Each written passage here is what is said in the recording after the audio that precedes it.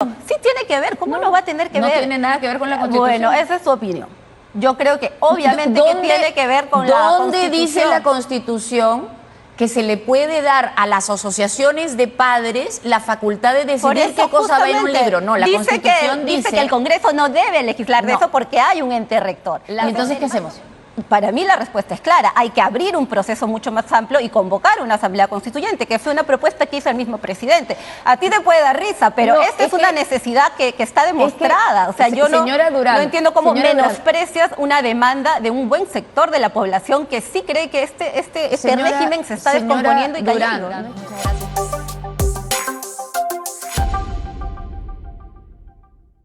Hola, bienvenido a tu canal Peruano Informado, un canal en donde te compartimos información de política, actualidad y tendencias a nivel nacional.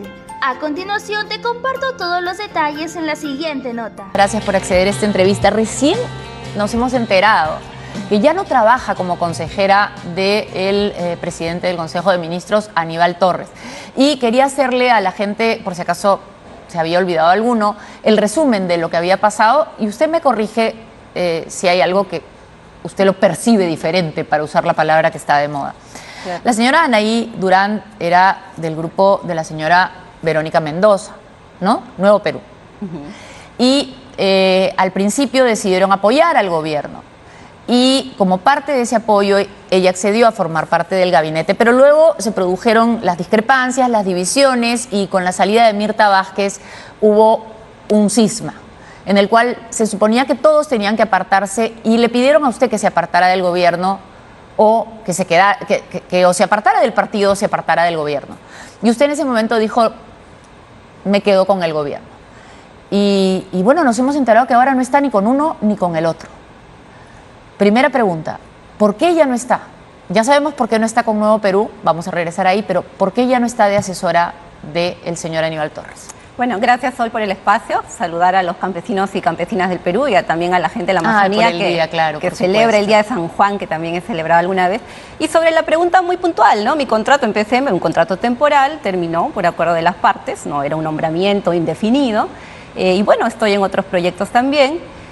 Sobre Nuevo Perú, lo que tenía que decir, yo lo dije efectivamente en una carta que es pública, y bueno, creo que no hay más que agregar ahí, ¿no? El punto de discrepancia no era tanto laboral o no laboral. Yo siempre he trabajado toda mi vida, voy a seguir trabajando, soy docente en la universidad, en fin, no era un tema laboral, que eso tiene que quedar claro por las especulaciones que hay por ahí, sino más bien un posicionamiento en este momento político, ¿no? Un momento político muy tenso, como bien conocemos, ¿no? Sí. Donde para mí la principal amenaza es una derecha golpista que está permanentemente conspirando para destituir al presidente y con ello boicotear la voluntad popular, que el 2021 eligió un presidente por 5 años. Y es una pena que estemos hablando permanentemente de que ya se cae, que ya se va, que qué congresista puede asumir pero una persona como usted, el Congreso, ¿no? Porque es un régimen presidencialista todavía no es parlamentarista. Pero es interesante que diga, un presidente fue elegido por 5 años, sí, pero uno se esperaba que el presidente hiciera una buena labor y creo que independientemente de que usted lo haya querido apoyar, tiene que reconocer que no ha realizado ni está realizando una buena labor. Bueno, pero esto va más allá de mis percepciones y deseos. No, eso no es una percepción, por eso le digo, eso va más allá de sus percepciones. Yo hubiera querido muchas cosas, hubiera querido que efectivamente mi candidata gane el 2021. No, pero yo no le estoy preguntando eso, mi pregunta es muy concreta. Estoy tratando de responder concretamente que efectivamente elegimos un presidente con un marco constitucional de un régimen presidencialista por 5 años. Pero si no lo está haciendo bien o no haga su trabajo, tú no puedes decretar en 6 o 7 meses, se terminó esto, ya no da más. Entonces yo creo que eso no pasó, la atención, por ejemplo, con los gobiernos anteriores. Usted, por ejemplo, cuando dice que se va de Nuevo Perú, dice que se va porque Nuevo Perú ya no sirve. Y usted era la presidenta. Entonces, si usted misma reconoce que cuando algo no sirve, alguien tiene que irse, no entiendo por qué, si la Constitución además sí lo permite y habla de la renuncia, ¿por qué me dice que no es posible que el presidente renuncie? No hablemos de los extremos que buscan la vacancia desde el día 1. No hablemos de eso, hablemos de un presidente que evidentemente muestra que no es idóneo, que no tiene conocimiento ni siquiera del territorio nacional, lo cual es verdaderamente grave, que no realiza las acciones que debe realizar para garantizarnos un país más seguro, como él mismo ofrece, que no cumple con la palabra que da, que ha presentado una tesis que no puede haber hecho él. Y usted me dice que no puede renunciar, algo que la Constitución permite. Bueno, ahora me dejas contestar, porque ahí está tus preguntas son bien extensas. Yo creo que sí debemos hablar de lo primero que tú no quieres hablar, que es esta oposición golpista que desde el día 1 ni siquiera dijo vacancia, dijo fraude. Hemos tenido una oposición que ni siquiera ha reconocido al presidente. Ha dicho fraude, ha gastado 200.000 soles con una comisión en el Congreso, hasta hace poco ha sesionado, para aprobar un fraude que todos sabíamos que no había existido. Señora, y que no dejó trabajar desde el comienzo. Te lo digo como parte del gabinete. Pero ¿sabe por qué le digo? Pero mira, tú me hiciste una pregunta larga. Sí, no, pero yo quiero que me responda mi pregunta. Larga, usted me ha dicho que me quiere hablar de algo que yo no quiero hablar. Yo voy a tener una cortesía con usted. Yo no quiero hablar de ese tema porque ese tema no importa. ¿Sabe por qué no importa? Porque el informe no sirvió de nada y porque esa intención no está sirviendo de nada hasta ahora. Lo que importa es lo que tenemos como realidad, y lo que tenemos como realidad es un gobierno que no funciona. Y usted misma ha dicho que su partido tampoco funciona y que por eso se fue, y ahora ha dejado de asesorar a este gobierno que no funciona. Entonces, ¿por qué no puede? Ya, pero ahora me dejas hablar. Ya, pero tus preguntas son más largas que mi respuesta. Pero responda a la pregunta. Te estoy respondiendo. O sea, tenemos un escenario muy peligroso donde efectivamente tú puedes tener esa percepción de que hay un gobierno que no funciona, pero hay más allá, hay un régimen que no está funcionando, que se está descomponiendo, que se está cayendo a pedazos, donde ya nadie respeta la Constitución, y lo estamos viendo con esta ley de autodefensas que se ha aprobado, con esta ley de textos escolares. O sea, no se está respetando el marco constitucional. ¿Y entonces qué hacemos? Para mí la respuesta es clara. Hay que abrir un proceso mucho más amplio y convocar una asamblea constituyente, que fue una propuesta que hizo el mismo presidente. A ti te puede dar risa, pero esta es una necesidad que está demostrada. O sea, yo no entiendo cómo menosprecias una demanda de un buen sector de la población que sí cree que este régimen se está descomponiendo y cayendo. No es que desprecie una demanda de un buen sector de la población. Hay un mayor sector de la población que, por ejemplo, reclama seguridad ciudadana. Seguro, no es contraproducente con lo otro. No es que no sea contraproducente. Eso no necesita un cambio de constitución y no lo hacen. Hay un mayor sector de la población que reclama un manejo responsable de la economía y eso tampoco necesita un cambio de constitución. Comprar fertilizantes tampoco necesita un cambio de constitución. ¿No? Yo no soy regular el transporte. Si me dejas terminar la idea, porque ni siquiera puede terminar de responder la pregunta. Si usted me dice que su idea es que lo que se necesita es una asamblea constituyente, yo le tengo que decir, perdóneme, si esa es la solución, bueno, entonces no hay solución. Necesitamos aquí dos cosas. La huelga continúa, más o menos. Mira, efectivamente, yo creo que hay que demandar eso también en las calles, ¿no? Porque sí creo que no están tomando, y creo que es la línea de este canal y de varios medios de comunicación, no se está tomando el peso a la crisis que estamos viviendo, ¿no? Es, como decía, un régimen que prácticamente ya es parlamentarista, donde elegimos congresistas que están más pensando en que van a asumir la presidencia que en legislar para la gente, que están desequilibrando permanentemente el equilibrio de poderes. ¿Qué tiene que ver eso con lo que usted llama las líneas de los medios de prensa? Porque en primer lugar acá cada periodista dice exactamente lo que quiere. Mira, hemos tenido, para poner un ejemplo, ¿no? Hemos tenido una propuesta de referéndum para una asamblea constituyente que hubiera podido ser procesada de una manera mucho más democrática y no se hizo, ¿no? Y ojo, yo no digo que el gobierno no tenga que hacer las cosas, tiene que hacerlas efectivamente. Yo creo que eso no está en discusión. Hay que profundizar la segunda reforma agraria, hay que priorizar también las leyes laborales, ¿no? Se han censurado 2 ministros de trabajo en menos de un año. Entonces creo que ¿eso le dijo al señor Aníbal Torres? Te estoy respondiendo. No, es otra pregunta. Deja de terminar mi pregunta. Es que ya me respondió. Yo creo que mi público es suficientemente inteligente y que ya escuchó todo lo que me quiere responder, por eso le hago otra pregunta. Todo eso que me está diciendo a mí se lo dijo Aníbal Torres. Hemos tenido una relación de diálogo y creo que eso también es algo que se está tratando de enmendar. Me parece que el ministro de Agricultura, por ejemplo, está haciendo un buen trabajo. Se ha aprobado el fondo de la mujer rural, que son 30 millones de soles, que trabajamos también en mi gestión. Es la primera vez que se está dando un fondo. Un minuto en eso de que ha hecho un buen trabajo.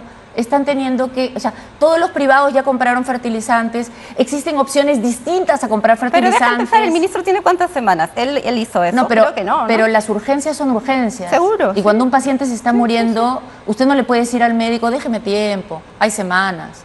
Pero el paciente está grave. Y lo de la compra de fertilizantes, lo que es clarísimo es que los privados ya solucionaron su problema, porque saben cómo negociar y cómo comprar. Y en el Estado lo que hemos visto es que les fallan las compras, que nuevamente piden licitaciones y no tienen la humildad de pedirle un consejo a un experto y decir, bueno, estamos en un problema, necesitamos comprar y no sabemos cómo. ¿Y tú crees que ese ministro no lo está haciendo? Bueno, creo que viene fallando y que el 25 recién va a hacer una nueva licitación. Yo creo que está trabajando. Y hasta lo que yo le he preguntado a otras personas, haga, ¿no? Ha pedido consejo a las personas que saben hacerlo. Bueno, yo creo que debe tener también, es profesor de la agraria, es un profesional calificado, que es algo que se exigía y que creo que se está teniendo, lo mismo con el ministro del Interior. ¿No cree usted que aunque uno sea un profesional calificado, a veces tiene que pedir ayuda y preguntarle a otros profesionales calificados que saben más? Esperemos que lo haga, ¿no? Yo no sé cuántos serán. ¿Cuál de sus consejos siguió Aníbal Torres? Mira, del trabajo creo que ahí hay cláusulas, ¿no? Eso no es algo que pueda entrar a detalle. El detalle está, lo que se puede informar está en el portal de transparencia y creo que es todo lo que tendría que decir de ese tema. Pero definitivamente no hubo una relación que generara un enganche, digamos, si es que la relación ya terminó en 2 meses. Siempre fue algo temporal, ¿no? ¿Y le parece que vale la pena darle la espalda a su partido y a sus compañeras y compañeros de lucha de muchos años para tener un trabajo temporal? Es que como te vuelvo a decir, y como no me escuchaste porque estabas haciendo una pregunta muy larga, no se trata de un tema laboral ni de un trabajo temporal, se trata de un posicionamiento en este momento político y qué postura asumimos quienes también llevamos adelante este gobierno, ¿no? Quienes hicimos campaña por este gobierno y que no podemos, como digo, ponernos de perfil en un contexto tan asediado, porque no estamos en tiempos normales. ¿Usted se siente más de este gobierno entonces, incluso hoy, que lo que se sintió cercana a su partido? No es que me sienta cercana de aquí o de allá, yo me siento de un campo popular que quiere en este momento transformaciones y cambios y que no quiere que haya un contexto golpista donde estas fuerzas conservadoras que ya tienen una presencia amplia en el Parlamento terminen gobernando, que es lo que puede pasar. Y más allá de nombres como decir Asamblea Constituyente, Segunda Reforma, todo eso son líricas. Concreto, ¿qué quiere? Para el Perú, sí. Yo quiero un gobierno popular que impulse los cambios que prometió y quiero un régimen que pueda permitir a la gente expresar sus posiciones y no imponerle determinadas cosas. Y lo que estamos viendo en el Congreso, que para mí no es lírica, es que tenemos un Congreso que sí nos está imponiendo entonces, sus posiciones. Más concreto, para mí son opiniones, eso es lírica. O sea, ¿qué quiere? Que la gente tenga una mejor educación. No, le pido cosas concretas. Quiere que la gente tenga una mejor educación, quiere que la gente tenga una mejor alimentación, quiere que los agricultores accedan a fertilizantes, quiere que no hayan paros en las carreteras. ¿Qué cosa quiere en concreto? Bueno, lo que queremos está plasmado en el Plan Bicentenario y el presidente tiene que cumplirlo, ¿no? Y creo que las organizaciones sociales también han sido claras en demandarlo. El público no tiene por qué haber leído el Plan Bicentenario. Bueno, está ahí la segunda reforma agraria que implica industrialización del campo, que implica justamente dar fondos, por ejemplo, a las mujeres rurales, a la agricultura familiar. Está todo el tema del trabajo digno. Como decía, se han censurado 2 ministros de trabajo en menos de 8 meses. Y está pendiente el Código Laboral, está pendiente terminar con la informalidad, que son temas que vienen de años, o sea... Y para ninguno de los cuales se necesita cambiar la Constitución. Esa es tu opinión. Yo creo que sí, porque hemos llegado a un punto de entrampamiento donde no estamos dialogando. Por falta de ejecución. Esa es tu opinión. Yo creo que no. Yo creo que lo concreto es que hay un entrampamiento de poderes, donde no hay posibilidad de entregar fertilizantes. O sea, lo que usted me está diciendo es que con la Constitución actual no se le puede transmitir tecnología a los agricultores. Son niveles distintos, ¿no? Hay un nivel ejecutivo y comprar los fertilizantes. Si tú quieres verlo en ese nivel coyuntural específico, es una parte, efectivamente. No se puede. También se debería. ¿No se puede ordenar el tránsito? Efectivamente, está bien, como te digo, ese es un nivel. No se puede dar seguridad ciudadana. Pero hay un nivel mucho más macro. Lo que tú quieres contraponer es un cambio más profundo que desentrampe esta crisis que estamos viviendo, como digo, donde ya se alteraron el equilibrio de poderes. De hecho, a mí me quería comentar también esto de los textos escolares, que es una preocupación de cómo los textos escolares es una barbaridad. Cómo se está perdiendo, justamente porque el Estado ya no tiene ese poder, esas 2 funciones básicas, el monopolio de la violencia legítima. Pero eso no tiene nada que ver con la Constitución. Consenso. Sí tiene que ver, ¿cómo no va a tener que ver? No tiene nada que ver con la Constitución. Bueno, esa es su opinión. Yo creo que obviamente que tiene que ver con la Constitución. ¿Dónde dice la Constitución que se le puede dar a las asociaciones de padres la facultad de decidir qué cosa va en un libro? No, la Constitución dice que el Congreso no debe legislar de eso porque hay un ente rector. La Constitución lo que dice es que se garantiza la educación y que se garantiza la libertad. Y por lo tanto, en un colegio privado deberían poder escoger el texto que les dé la gana. El colegio, no los padres, ¿no es cierto? Si me dejas terminar. No, pero tengo que hacer la pregunta, ¿cierto o no? Lo que yo te quiero decir, cuando tú no quieres aceptarlo, es tu opinión, es tu postura, yo la respeto. No, lo mío es una pregunta. Sí, no, yo te estoy diciendo, porque me hace varias preguntas y varios temas, es que hay un momento de descomposición de este régimen, donde ya la sociedad no dialoga entre sí. Entonces, ¿qué hacemos en ese momento? Sí, ejecutamos, hacemos seguridad ciudadana, ponemos semáforos, todo lo demás que tiene que ver con un nivel ejecutivo, también legislamos, pero cuando ya el Congreso se mete en el Poder Ejecutivo, empieza a destituir presidentes, cuando el Tribunal Constitucional tiene también cuando los poderes del Estado están en esa descomposición y ya la ciudadanía no confía, tienes que devolver, tienes que abrir el debate, tienes que revisar ese pacto social que está en crisis. Pero el pacto social nunca fue que el presidente gobernara mal y que el Congreso hiciera sus cosas mal. Pero claro que el pacto social no es ese. El pacto social es que el presidente gobierna 5 años. No, y que también se puede renunciar. Y que el Congreso debe respetar el equilibrio de poderes. Y que también se puede renunciar, pero sobre todo el pacto social dice... O sea, ¿tú crees que el pacto social está perfectamente y que la señora Juárez quiere cambiar 55 artículos de la Constitución porque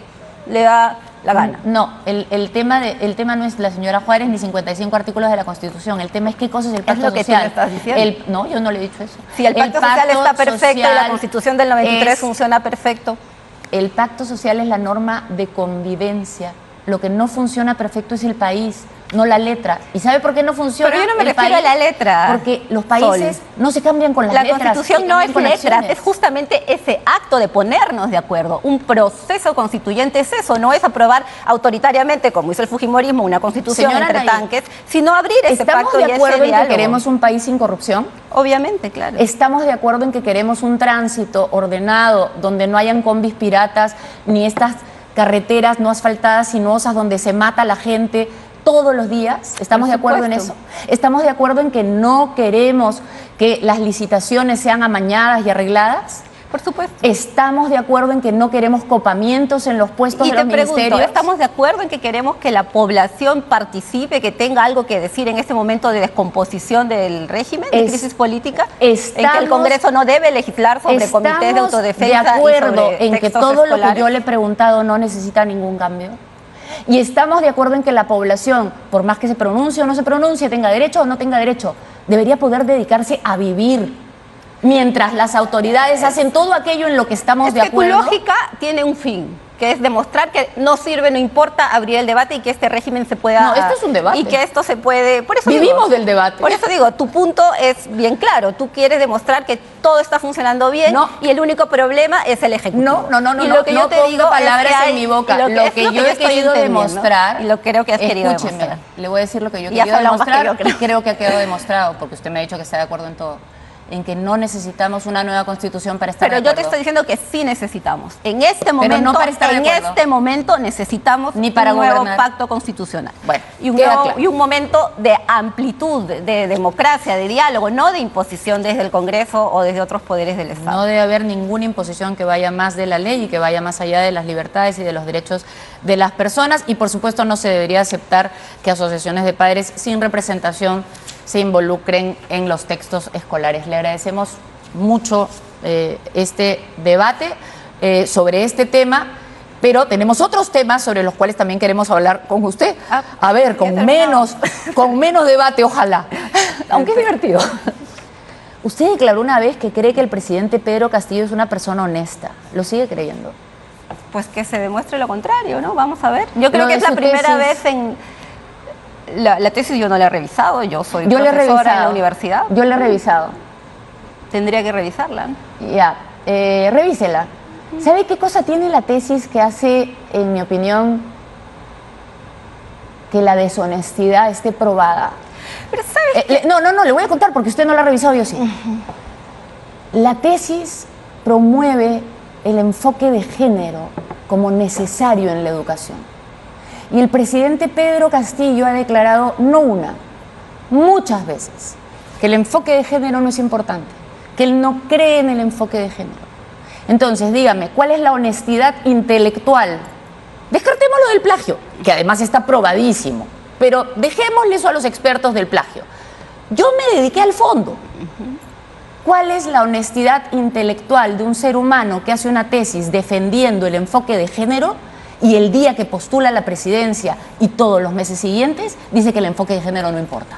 Yo no le he escuchado decir que el enfoque de género no importa. Hemos trabajado muy bien, cuando yo he sido ministra, por lo menos hemos coincidido en la necesidad de promover los derechos de las mujeres, ¿no? Quizá el término enfoque de género no haya sido el más mencionado, pero no hemos tenido, creo, y tampoco la actual ministra, ningún impedimento para llevar adelante los programas contra la violencia hacia la mujer. Y Pedro Castillo, sobre enfoque de género, Diario Gestión, el enfoque de género no es nuestra prioridad. El aspirante a la presidencia dio esta afirmación luego de firmar un compromiso con la ex candidata de Juntos por el Perú, Verónica Mendoza. Lo siguió repitiendo después. Le he encontrado porque como comprenderá no puedo estar buscando todo. Experiencia, ¿no? Creo que en general estamos en un momento de un avance conservador muy preocupante. ¿Cuál es la honestidad intelectual? No solo en el Perú, sino también en el mundo, ¿no? ¿Cuál es la honestidad intelectual de una persona que hace una tesis diciendo que el enfoque de género es importante para la educación y después declara eso para ser presidente? Yo te estoy diciendo la experiencia que yo tuve con esa persona de trabajo en un tema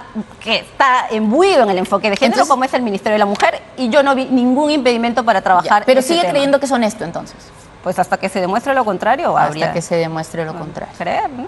Bueno, judicialmente todos son inocentes hasta que se demuestra lo contrario. Pero la honestidad no es un tema solo judicial. Le agradecemos muchísimo que haya estado con nosotros. Muchas gracias. Y muy interesante el debate. Sí, seguiremos. ¿Y tú qué opinas de esta noticia? Déjamelo saber aquí en la cajita de los comentarios. No olvides darle manito arriba, suscribirte a nuestro canal y activar la campanita de notificaciones para mantenerte siempre actualizado con noticias nacionales. ¡Hasta la próxima!